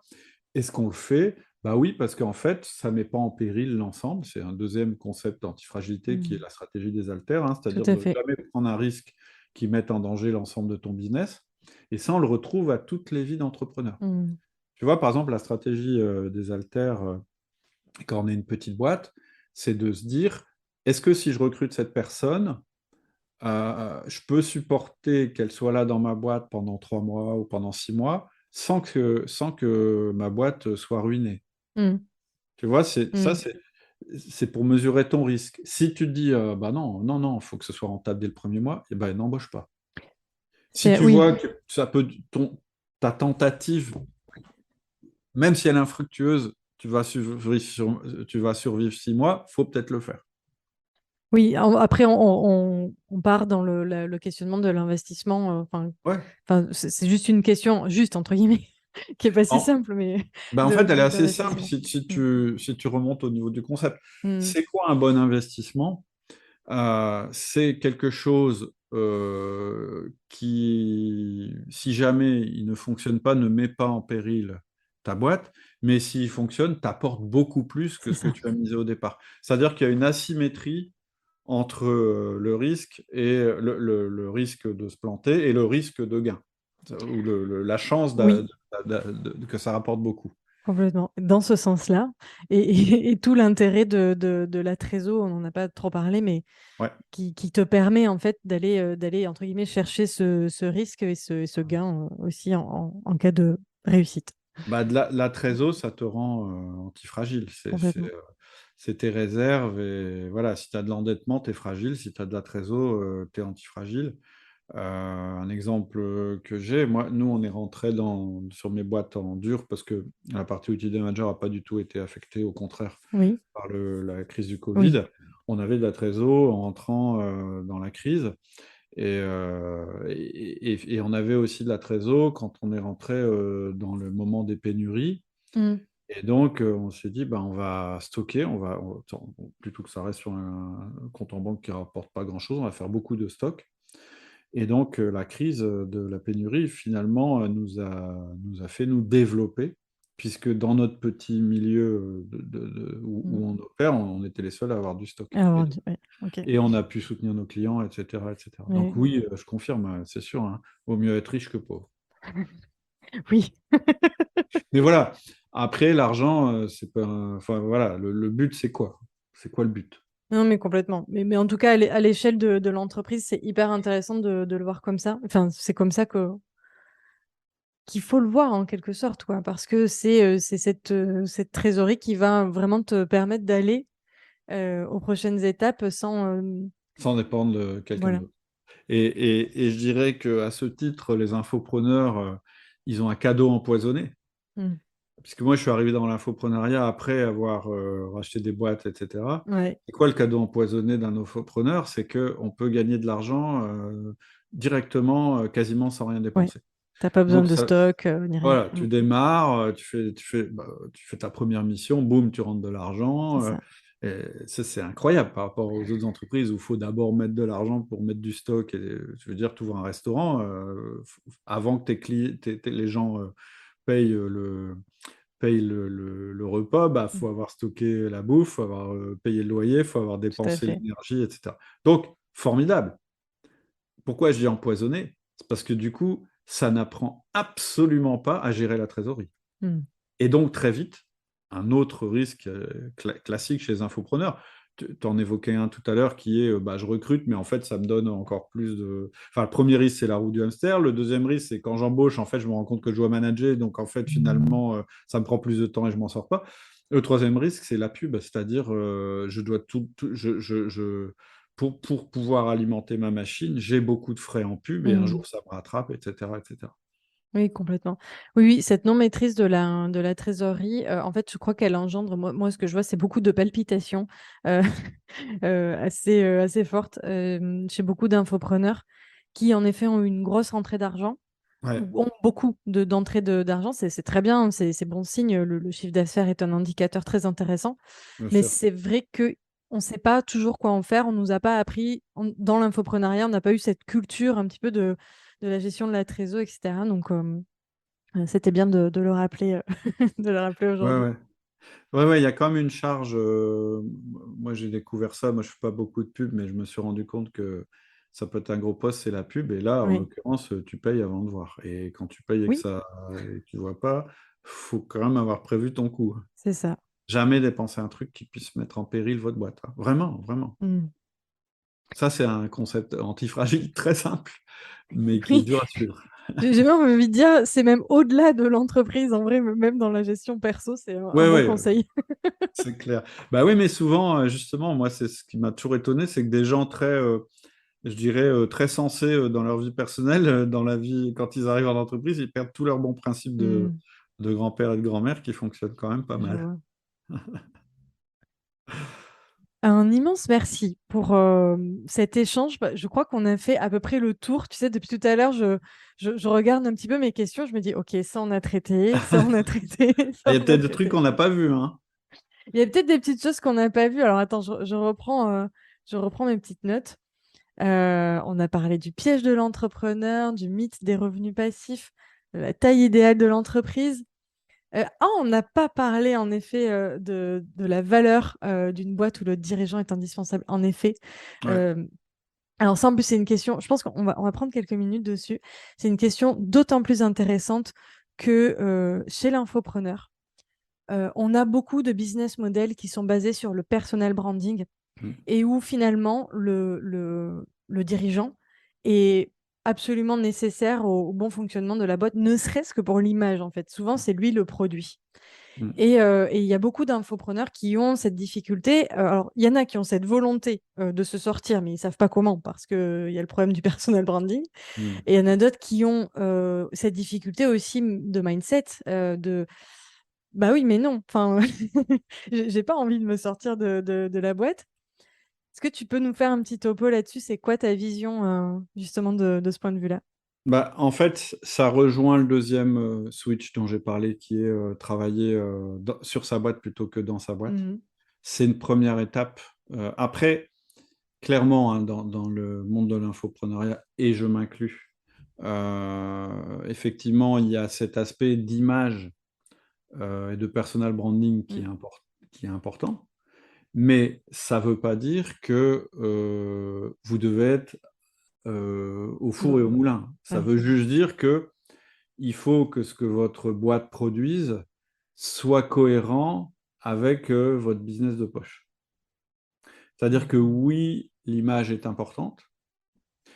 Après, si tu veux, on parlera de plein de manières, je dirais, de se dégager du personal branding. Mm. Il y en a toujours eu. Mais par exemple, je ne crois pas que... On va prendre Richard Branson, par exemple, qui est un entrepreneur connu. Hein, Oui. c'est les maisons de disques, les trains, les avions, etc., etc. Effectivement, son personal branding est important, mais ces boîtes, elles sont ultra rentables, elles fonctionnent bien aujourd'hui, enfin, pour la plupart, sans avoir besoin, franchement, que ce soit écrit Branson dessus. Je dirais que c'est la cerise sur le gâteau. Et je Je pense que vois. c'est surtout ça qu'il faut viser. Comment on se sort la première chose, comment on se sort de sa boîte? Bah, en déléguant au maximum tout ce qui ne dépend pas de nous déjà au niveau personal branding, Mm. et ensuite en essayant de transmettre à plusieurs personnes dans la boîte ce qui dépend du personal branding, soit on peut aller jusqu'à déléguer le copywriting. C'est quelque chose qui est très très dur, hein. Là, on travaille sur des choses. Je ne peux pas en Ouais. parler parce que c'est pas opérationnel aujourd'hui, Mhm. mais voilà, moi j'ai fait plusieurs tentatives, j'ai souvent été déçu. Mais là, on est sur un truc pas mal, qui est un mix entre de l'evergreen, mais quand même des interventions de ma part. Et Ok. puis, la dernière manière, c'est de mettre en avant des salariés de la boîte. Une fois qu'elle a une certaine taille, en fait, tu habitues les gens à interagir avec d'autres personnes, etc. Et petit à petit, le branding, il est de moins en moins personnel. Aussi. Mais Aussi. c'est pas mal déjà d'en avoir conscience au Mm. début. Maintenant, si on fait abstraction du personal branding, Oui. quelle est la valeur d'une boîte où le dirigeant est indispensable? Ben, faible. Moi, Mm. je peux te dire que mes autres activités, j'ai souvent regardé des cibles. La première question que je me pose, c'est qu'est-ce qui va se passer quand le dirigeant va sortir? Mm. Et si ta boîte, tu vois, quand tu es à l'intérieur, elle a cette valeur-là, mais que quand tu es en dehors, elle a cette valeur-là, ben tu as un peu perdu, quoi. Si ton Mm. but, c'était de gagner de l'argent en vendant ta boîte, c'est raté. Donc, Oui. une bonne habitude. Mais ça, je le fais. Comme moi, tu sais, au départ, j'ai été marqué par ça. J'ai beaucoup travaillé, je te le disais, dans l'acquisition d'entreprise. C'était mon job. Je faisais les audits Oui. post-acquisition. Donc, j'ai bien vu cette importance Mm. plus ou moins forte du dirigeant et l'impact sur la suite de la boîte. Mm. Plus tu es indispensable, plus la vente sera compliquée. Mais, et c'est pour ça que je dis, moi j'ai toujours dit, ça choquait au début quand je disais ça, parce que je suis, enfin voilà, pour moi le management c'est très important, donc la Mm. valeur des personnes, etc. J'ai toujours dit que je gérais mes boîtes comme si je devais les vendre demain. Ça ne veut pas dire que j'ai envie de les vendre demain. Non. Ça veut dire que ça m'oblige à me mettre dans la peau du vendeur. Et quand tu te mets dans la peau du vendeur, c'est un exercice que je fais faire dans une de mes formations, c'est vends-moi ta boîte. Mm. Voilà, je suis un acheteur, ça m'intéresse, la boîte de Sonia m'intéresse. Explique-moi comment, si je dois racheter ta boîte tout de suite, Mm. est-ce que je peux être opérationnel demain? C'est-à-dire, est-ce Mm. que direct, je peux me mettre les pieds dans tes chaussons et puis ça démarre, etc. Et donc non, en général, c'est non, parce que voilà. Bon, bah alors comment je devrais faire pour que ce soit vendable? Et du coup, tout ce que tu vas écrire en disant, bah, il faudrait que ça. En fait, Mhm. ça peut être ton plan d'action. Tout à fait. Mm. Pourquoi? Parce qu'en fait, te mettre dans la position de quelqu'un qui va vendre sa boîte, c'est exactement la même démarche que te mettre dans la position de quelqu'un qui a envie de prendre des vacances ou qui a envie d'avoir des week-ends tranquilles, en C'est tout cas ça, dans la position de délégation maximale. complètement. Oui, ou même se permettre d'être fatigué, malade. Enfin, voilà, il y a rien de pire que d'être malade et de pas s'autoriser en fait à quitter le travail parce que sinon la boîte tourne pas. C'est l'horreur, quoi. Exactement. Et je vais plus loin. Est-ce que tu penses que les salariés d'une boîte dont le boss est omniprésent, Ah oui. tout dépend de lui, il veut mettre... Est-ce que tu crois que ces gens-là, à un moment, ils vont pas avoir envie de partir? Ah, j'en suis certaine. Donc, qu'est-ce que ça veut dire? Qu'est-ce que Oui. ça veut dire? Ça veut dire, mais là, on est à des stades de développement de boîte Mm. un peu plus importantes que ceux dont on parlait tout à l'heure. Mm. Et ça veut dire qu'à un moment, les gens chez toi, ils doivent se sentir des mini-entrepreneurs. Et pour qu'ils Oui, puissent se sentir des mini-entrepreneurs, il faut que tu leur laisses de la place. tout à fait. Et il faut qu'ils aient le droit de faire des erreurs. Et parce que pourquoi je dis ça? Parce que comment on apprend en réparant ses erreurs? Le Complètement. pire, c'est d'avoir un boss qui, tu fais une erreur, il dit ah mais non, bon, bah attends, c'est rien, je Je vais vais. le faire. Et qui te sauve. Non, non, mais je vais Mm. appeler le client, etc. Mm. Résultat, tu as fait une erreur, tu t'es fait engueuler, et puis tu sais toujours pas comment tu feras la prochaine fois. C'est Alors que ça. si ton boss te dit ah, là, là, tu as fait une erreur, mais bravo pour l'initiative, mais maintenant, comment tu fais? Je Mm. t'écoute. Ça, là, on apprend. Et là, tu crées des salariés, entre guillemets, qui vont être épanouis, qui vont se sentir entrepreneurs, qui n'ont pas envie de te quitter, quoi. C'est ça. Parce qu'en fait, la clé, hein, quand tu me dis, même dans le personal branding, il y a un moment où il faut que les gens se sentent investis et que eux, ils puissent contribuer et participer à l'intérieur de la boîte.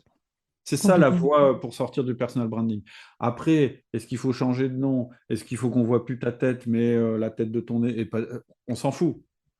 Oui. On s'en fout. Ça, c'est du marketing. Ça... Enfin, je dis pas qu'on s'en fout du marketing, mais c'est la C'est presque un détail. conséquence. Oui. Mais Mm. voilà, c'est la conséquence, c'est la Mm. résultante de cette volonté que tu as de rendre ta boîte indépendante de toi, Mm. c'est-à-dire de travailler sur ta boîte et plus dans ta boîte. C'est tout le temps le même état d'esprit, c'est l'état d'esprit business de poche. C'est dans ton tableur Excel, un moment, qu'est-ce que tu as réussi à ne plus faire toi-même? C'est ça. Trop bien. Je suis ravie qu'on ait fini sur ce dernier point, en fait, parce qu'on ne l'avait pas abordé, mais en vrai, il est super important, ce côté, en fait, arriver à déléguer sereinement, laisser ses collaborateurs faire des erreurs. Et c'est vrai que surtout quand on est infopreneur au départ, on fait tellement tout seul dans son business qu'on a cette sensation que personne ne peut faire aussi bien que nous. Ouais. Mais en fait, non, c'est pas vrai. Il y a un temps d'adaptation déjà. Il faut que les collaborateurs s'adaptent à ce qu'on fait. Et puis, en fait, au final, ils le font pas moins bien. Ils le font simplement différemment. Et si on les laisse cet espace de créativité, ça sera fait différemment, mais ça peut contribuer. Enfin, ça va contribuer Alors, complètement au développement, quoi. ça sera mieux Oui. fait. Pourquoi ça sera mieux fait? Parce que tu es tout seul dans ton business. Mm. Donc voilà, on va dire que tu travailles 35 heures. Demain, tu embauches quelqu'un qui va s'occuper tout ce qui est réseaux Mhm. sociaux, etc., etc. Tu ne vas plus le faire. Donc toi, tu vas pouvoir te développer dans son domaine. Mais lui, il sera spécialisé dans ce C'est domaine-là, ça. ou elle va se spécialiser là-dedans. Elle aura beaucoup plus de temps que toi pour le faire. Elle va devenir meilleure que toi, hein. C'est clair, Clairement. c'est évident. Il n'y a C'est ça. aucune raison que ce ne soit pas Mm. le cas. L'erreur quand on délègue, alors, il y a deux erreurs classiques quand on délègue. La première, c'est qu'on n'a pas mis en place la confiance réciproque. On essaye de déléguer tout de suite. On dit non, bah Oui. maintenant tu fais ça, ça ne marche pas. Donc première chose à faire, ça c'est du management, hein. C'est vraiment de créer cette confiance qui va permettre de déléguer. Et la deuxième erreur très classique, c'est de comparer le niveau de la personne au niveau qu'on a actuellement. Mm. Et ça, c'est pas juste. Toi, quand tu as commencé, tu étais aussi pourri, voire plus pourri Oui. que la personne que tu viens de recruter. Mm. Donc, c'est quoi le job? C'est qu'elle apprenne plus vite que toi, tu n'as appris. Toi, tu as appris tout seul. Cette personne-là, elle va pouvoir apprendre avec toi. Donc, elle va apprendre plus vite que toi. Et donc, ton but, ça doit être que au plus vite, elle rejoigne ton niveau, et puis au plus vite, elle te dépasse. Et ça, c'est pas toujours facile à accepter pour un entrepreneur. Sauf quand on n'a pas le choix. Quand tu n'as pas le choix, tu dis, ouais, ouais. Moi, Oui. aujourd'hui, clairement, hein, dans mes business, où j'ai délégué le plus, ils sont tous, sans exception, meilleurs que moi. Mm. Et c'est le pied Parce que quand tu atteins le niveau du business de poche, j'en ai pas parlé tout à l'heure, mais le pied, c'est quand tu es à la tête d'une équipe de gens qui sont meilleurs que toi, qui sont tes héros, qui, au lieu de leur dire comment... Le switch, en fait, vraiment le grand plaisir, hein, c'est au moment où, au lieu de dire aux gens ce qu'ils doivent faire, ils te racontent comment ils ont remporté un succès. Mm. Tu dis, waouh, alors là, chapeau, elle est forte, il C'est est ça. fort. Ça, c'est le pied. Ouais, et puis Je quand les dis, bon, bah problèmes, là, c'est bon, j'ai réussi, là. Là, c'est c'est bon. exactement ça, quand les problèmes se débloquent sans même que toi, tu aies conscience du problème. En fait, tu apprends le problème une fois qu'il est passé et résolu. Voilà. C'est génial. C'est pour ça qu'un salarié ne doit jamais oublier de dire à son boss les problèmes qu'il a résolus. Oui, Pas les problèmes en cours, parce que enfin, c'est de la moi, je charge. suis Ouais. comme n'importe quel entrepreneur. Ce que je veux, c'est des résultats et pas d'emmerde. Oui. Quand on vient me raconter à quel point c'est la merde, en général, assez vite, je dis OK, et donc qu'est-ce que tu vas faire? Mm. Par contre, alors quelqu'un qui me dit bon, on a eu ce problème-là, mais j'ai résolu comme ça, comme ça, comme ça, c'est le pied. C'est le pied. Trop bien. Euh, Est-ce que Cédric, je peux te prendre quelques petites minutes supplémentaires Bien pour sûr. te poser mes petites questions de fin? OK. Alors, l'idée, c'est de te demander un conseil, une remarque, un concept, une anecdote, peu importe, sur les quatre piliers de la gestion d'entreprise. Alors, quand je dis les quatre piliers, c'est pas les piliers universels, c'est C'était plus... quatre piliers. Voilà, c'est un peu Mm. ceux que j'ai définis, extraits de mes divers travaux. Le premier pilier, c'est gestion de projet et management. Est-ce que tu as quelque chose à nous partager, peut-être une ressource, Oui. une anecdote, quelque chose? Non, juste, moi j'ai un angle. Alors, moi je suis pas quelqu'un enfin, je pense que j'ai une bonne organisation personnelle. Mhm. Je maîtrise très mal tous les produits genre ClickUp, Asana, tous ces Ouais, machins-là, j'aime pas ça. oui. Et donc pour moi, la clé de la gestion de projet, enfin, ou plutôt je vais essayer, je vais te dire un truc, c'est que tu peux avoir le meilleur outil de gestion de projet, il compensera jamais Mhm. une équipe qui s'entend mal. Par contre, si tu as une équipe qui s'entend bien, tu peux avoir le pire outil de gestion de projet du monde, elle sera toujours meilleure que l'autre équipe. Donc, la clé dans la gestion de projet, c'est pas l'outil qu'on utilise, on s'en fout. La clé, c'est qui tu as dans ton équipe et comment les gens s'entendent entre eux. Et d'ailleurs, moi j'ai une formation, hein, sur la gestion de Mhm. projet. Elle est pas, bien sûr, il y a les bases de la gestion de projet, mais je dirais ça, c'est ce que tu as dans toutes les formations. Par contre, elle est très focalisée sur l'analyse disque des personnes qui sont à l'intérieur. C'est-à-dire que Mhm. qui est dominant, qui est influent, qui est stable et qui est consciencieux, et comment on les fait travailler ensemble. Et on se rend compte qu'en fait, ben, par exemple, à un moment, il faut donner du pouvoir aux gens qui sont plutôt dominants, parce que de toute façon, là, il faut y aller, il faut bourriner, il faut y Ouais, aller, les aider, ils savent bien faire ça.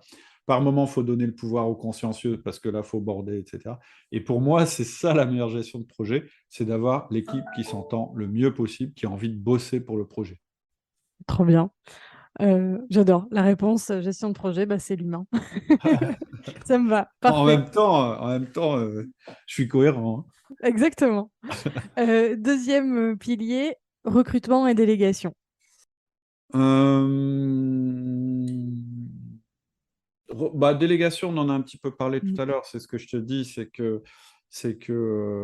voilà, c'est le Graal pour moi du manager ou du chef d'entreprise, c'est le recrutement et c'est la délégation, pardon. C'est-à-dire c'est le moment où bah, c'est eux qui te racontent ce qu'ils font. Mm. C'est ça qu'on veut atteindre. Ok, c'est Maintenant, l'objectif. et je vais faire le lien avec le recrutement. Maintenant, pour atteindre ça, faut recruter le process, c'est ça. Il faut recruter les bonnes personnes. On fait monter les bonnes personnes dans le bus. Tim Collins. Euh, on fait des 1-1 pour développer la confiance. Et donc là, on délègue pas pour l'instant. On fait des feedbacks pour être capable de dire ce qui va pas à quelqu'un. Et il y a une manière de le dire. Parce que si on le dit de la mauvaise manière, on crée des conflits, de la frustration. Ensuite, ça va générer de l'autonomie. On n'est pas encore à la délégation. Ensuite, on va faire du coaching en disant, bah, tu vois, pour t'améliorer, tu pourrais faire ça et ça et ça. Et là, on pourra faire de la délégation. Donc, il y a un process. Ce qu'il faut retenir sur la délégation, c'est que c'est un processus. C'est Mm. pas quelque chose comme ça. Ouais, c'est pas un claquement Et de doigts. Mm. Voilà. Et sur le recrutement, pareil. Un recrutement, c'est un Mm. processus. On ne recrute pas au feeling. Ne Oui. recrutez pas au feeling. Le feeling, c'est une chance sur deux. Et je peux vous dire que maintenant, les candidats, de toute façon, ils savent ce qu'il faut dire. Donc, qu'est-ce qu'il faut valider? Le plus important, si vous voulez être sûr que le recrutement se passe bien, eh bien, c'est que la personne vous prouve qu'elle est capable de faire ce que vous lui demandez. Alors, ça paraît bête comme phrase, mais c'est quand même le plus important. Mm. Et donc, dans une phase de recrutement, il y a deux phases dans un recrutement. Il y a la phase négative et la phase positive. La phase négative, c'est j'essaye que cette personne, je trouve tous les contre-arguments pour ne pas prendre cette personne. C'est le Mm. plus important. N'essayez pas de séduire les collaborateurs au début. Mm. Au début, vous devez traquer le truc qui fait que vous n'allez pas les recruter. Comme ça, vous allez faire une méga sélection. Vous n'allez garder que les gens qui sont au-dessus de la barre. Et avec ces gens-là, alors, vous allez creuser et vous allez les séduire, les attirer, etc. Génial. Les gens, en fait, si le processus de recrutement est difficile, c'est plutôt positif pour les meilleurs. Les Mm. meilleurs, si ils arrivent, on les prend direct, ils disent, oh là là, c'est quoi cette boîte? Ceux où c'est un peu dur, eh ben, on a envie d'y aller, quoi. Génial. Je vais très vite, hein, mais C'est donc il y a un c'est process pour recruter, c'est ça qu'il faut retenir. trop C'est bien. pour le feeling. Comment on fait pour être sûr que la personne pourra faire ce qu'on a à lui faire faire? Bah, on regarde si elle l'a déjà fait. Déjà, c'est une bonne méthode. Si elle n'a pas d'expérience, bah, on fait des tests, etc., etc. Trop, trop bien. Oui, d'ailleurs, je précise que je pense que sur ces quatre sujets, gestion de projet, recrutement, les deux suivants, c'est finance et leadership. Je pense que tu dois avoir plusieurs, enfin, je suis sûre même que tu as plusieurs podcasts Oui, oui, oui, bien sur sûr. le sujet. Donc, si vous avez envie de creuser les concepts de Cédric à ce sujet, n'hésitez pas. Ouais, ouais, on a fait plusieurs podcasts sur Sur tout chacun des ça, sujets. complètement. Allez, un petit mot sur le suivi, la gestion des finances, en fait, une Bah, idée, un concept dessus. bon, bah, on l'a dit, hein, La c'est trésor. marge et trésor. Ok. Faites de la marge, gagnez de l'argent, refusez les Mm, clients où vous savez qu'ils vont pas générer beaucoup de marge. mm, N'hésitez pas à pricer élevé, vous aurez les meilleurs clients. Et voilà, un client qui vous embête, etc., mm. sortez-le. Next. Voilà. Et, Ok, et travaillez avec les gens avec qui vous aimez bien, qui sont prêts à payer vos services, etc. Première chose, ça c'est la marge. parfait. Et puis la trésor, bah, c'est ce que je disais tout à l'heure. Vous bossez pour générer de la trésor. La Mm, trésor, c'est l'oxygène d'une entreprise. C'est simple, hein, c'est comme mm. pour nous. On n'a pas d'oxygène, on est mort. On a de l'oxygène, on vit, mais c'est pas notre but dans la vie d'avoir de l'oxygène. Bah, la trésor, c'est pareil. L'argent, hein, une entreprise, elle vit Oui, et elle meurt à cause de l'argent. Mais complètement. le but, c'est pas d'en avoir le plus possible. Le but, c'est d'en avoir pour pouvoir résister aux crises, faire des investissements, etc. Trop bien. Et dernier point, le leadership. Est-ce qu'il y a quelque chose qui te vient là-dessus? Bah, le leadership, c'est le truc dont on parle le plus, Mm. alors que je pense qu'on devrait parler plus souvent de management. Ok? Le leadership, il s'assoit sur le management. C'est-à-dire que c'est ce que je disais tout à l'heure. Je dis, quand on parle trop de leadership, c'est-à-dire la capacité à emmener les Oui, équipes, à faire rêver, etc., le risque, c'est qu'on oublie la couche management. Donc, d'accord. après, j'ai plein de choses à dire sur le leadership, mais là, ce que je veux dire, c'est Oui. que vous trouverez tout ce que vous voulez sur le leadership. Il y en a des bouquins, etc. Ce qui est important, c'est que votre leadership il soit relayé par un bon management, sinon ça ne marchera pas. Ce sera vide. J'adore du coup ce dernier point concept qui va un peu à l'encontre de ce qu'on entend généralement. C'est juste parfait et qui rejoint ton concept de base qui est ben, comment dire, ta cellule de base, c'est le management, quoi. Donc, Ah, c'est clair, ouais, voilà, ouais, ouais. C'est ce qui rend le reste possible. c'est Donc, ça. Trop bien. Un immense merci pour ton temps, un immense merci pour cet échange. Je pense que c'est une espèce de podcast pépite à écouter avec un cahier, un carnet de notes et un crayon. Euh, Où est-ce bah, qu'on peut... Oui, pardon, vas-y. ouais, ce que j'allais dire, je peux peut-être vous faciliter la tâche pour les notes. On en a parlé, hein, j'ai une séquence de mails qui décrit vraiment dans l'ordre, parce que là, on est parti dans tous les sens, le concept de business de poche. Donc, Génial. voilà, je te donnerai le lien, c'est gratuit, hein, il suffit de cliquer, de mettre son nom, puis chaque jour, vous allez recevoir pendant, je ne sais plus si c'est 8 jours ou 10 jours, chaque concept dont j'ai parlé, illustré, etc., autour du business de poche. et sur l'importance de modéliser son business pour prendre les bonnes décisions. Trop bien. Un immense merci aussi pour ça. Je mettrai Avec bien plaisir. évidemment le lien en description. Et Top. vraiment, je vous recommande, moi je suis abonnée à la newsletter de Cédric depuis plusieurs années maintenant. Ah ouais, Entre les merci. podcasts et les newsletters, c'est vrai que ben, c'est une vraie mine d'informations et j'ai beaucoup progressé. Donc, enfin voilà, tu vois, aujourd'hui, j'en suis là à t'interviewer. Génial. Donc c'est qu'il y a de quoi apprendre. Donc, vraiment, allez-y, les yeux fermés. Euh, Où est-ce qu'on peut te retrouver si on veut discuter avec toi ou retrouver tes contenus du coup?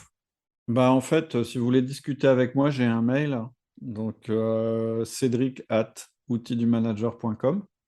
Je Super. relève mes mails tous les jours. Alors, très honnêtement, aujourd'hui, j'ai du mal à répondre à tout, mais j'ai une équipe, je délègue, et voilà, il y a Adélie qui connaît très, très, très bien la méthode. Donc, si vous avez des questions sur le management, si vous Hmm. voulez discuter, etc., le mail cédric@outildumanager, c'est pas mal. On a un forum aussi, et donc, pour accéder au forum, vous allez sur www.outildumanager.com, vous cliquez forum et vous serez sur le forum. Et voilà, il y a aussi tous les podcasts sur le site. Podcast, oui. Je suis sur LinkedIn aussi, Cédric Watine. Voilà, je pense que Génial. si vous me cherchez, vous allez me trouver. Ça devrait Parfait, je aller. mettrai tous les liens en description. Cédric, Génial. un immense merci. Je te souhaite une très belle journée et à À très toi aussi. bientôt, peut-être pour d'autres sujets passionnants comme le recrutement, le management, etc. Avec plaisir. Salut Sonia. Salut! Ciao. Merci d'avoir écouté l'épisode jusqu'au bout. Si vous l'avez apprécié, n'oubliez pas de vous abonner. Vous pouvez soutenir le podcast en laissant un avis sur Apple Podcast ou Spotify. Quant à moi, je vous souhaite une merveilleuse journée et je vous dis à très vite dans le prochain épisode.